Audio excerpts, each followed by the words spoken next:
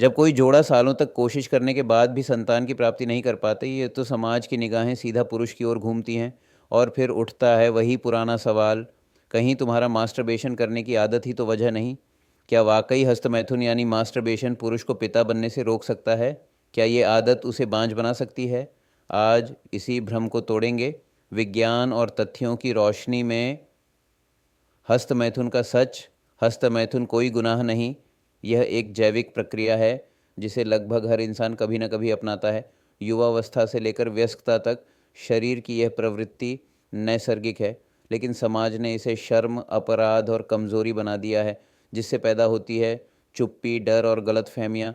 क्या मास्टरबेशन से स्पर्म खत्म हो जाते हैं? लोग कहते हैं बार बार मास्टरबेट करने से शुक्राणु खत्म हो जाते हैं, लेकिन सच ये है कि एक स्वस्थ पुरुष का शरीर हर दिन लाखों स्पर्म बनाता है।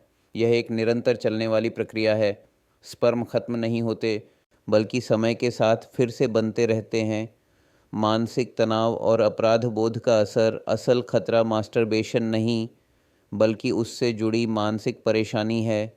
जब कोई व्यक्ति खुद को दोषी मानता है तो उसका आत्मविश्वास डगमगाने लगता है, और यही तनाव उसके यौन जीवन को सबसे ज़्यादा प्रभावित करता है। वीर्य की गुणवत्ता पर असर। अत्यधिक मास्टरबेशन करने से कुछ समय के लिए स्पर्म काउंट या गति थोड़ी कम हो सकती है, लेकिन ये बदलाव अस्थायी होते हैं। शरीर खुद को जल्दी रिकवर कर लेता है। अगर आप संतान की योजना बना रहे हैं तो 2-3 दिन पहले से मास्टरबेशन रोक देना बेहतर है। असल वजहें क्या हैं संतान न होने की? अगर 1 साल तक नियमित संबंध बनाने के बावजूद गर्भधारण न हो तो डॉक्टर से सलाह ज़रूरी है, और दोनों पार्टनर को जांच करवानी चाहिए। महिला की जांच में अंडोत्सर्ग, ovulation, tube block, PCOD, hormonal असंतुलन। पुरुष की जांच में स्पर्म काउंट, मोटिलिटी, टेस्टोस्टेरोन, संक्रमण की जांच। और इनमें से किसी में भी मास्टरबेशन को मुख्य कारण नहीं माना गया। कब बनता है यह आदत? समस्या। यदि कोई व्यक्ति दिन में कई बार करता है और यह उसकी दिनचर्या, रिश्तों और यौन जीवन को प्रभावित करने लगे तो यह लत बन जाती है। लेकिन यह समस्या मानसिक है, शारीरिक नहीं। इसे समझदारी और काउंसलिंग से हल किया जा सकता है। शोध क्या कहते हैं? World Health Organization, American Neurological Association सभी कहते हैं कि मास्टरबेशन एक सामान्य यौन गतिविधि है और इससे प्रजनन क्षमता को नुकसान नहीं होता। यहाँ तक कि यह प्रोस्टेट कैंसर जैसी बीमारियों से भी बचा सकता है। संतान की योजना बना रहे हों तो सिर्फ शरीर ही नहीं, मन और रिश्ते भी तैयार होने चाहिए।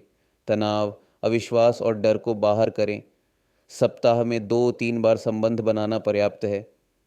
और मास्टरबेशन अगर इस प्रक्रिया में बाधा नहीं बना तो चिंता की कोई बात नहीं। डॉक्टर से कब मिलना चाहिए? अगर 1 साल तक कोशिशों के बाद भी सफलता न मिले तो गायनिकोलॉजिस्ट और एंड्रोलॉजिस्ट से संपर्क करें। धूम्रपान, शराब, मोबाइल रेडिएशन, टाइट अंडरवियर, ये सब शुक्राणु की गुणवत्ता को गिरा सकते हैं।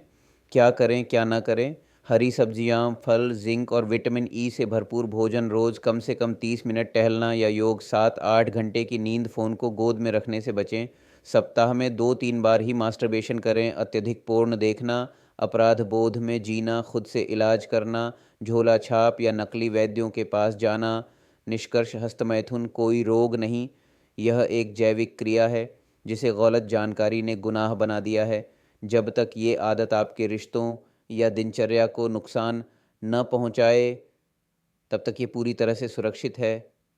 संतान चाहिए तो मास्टरबेशन को नहीं, बल्कि डर और भ्रम को त्यागिए, ज्ञान को अपनाइए। अगर आपको यह वीडियो जानकारीपूर्ण लगी हो तो लाइक ज़रूर करें, कमेंट करके अपनी राय बताएं और सब्सक्राइब करें हमारे चैनल को, जहां हम लाते हैं ऐसी ही ज्ञानवर्धक बातें। मिलते हैं अगले वीडियो में। तब तक स्वस्थ रहें, जागरूक रहें और याद रखें, मास्टरबेशन नहीं, अज्ञानता असली समस्या है।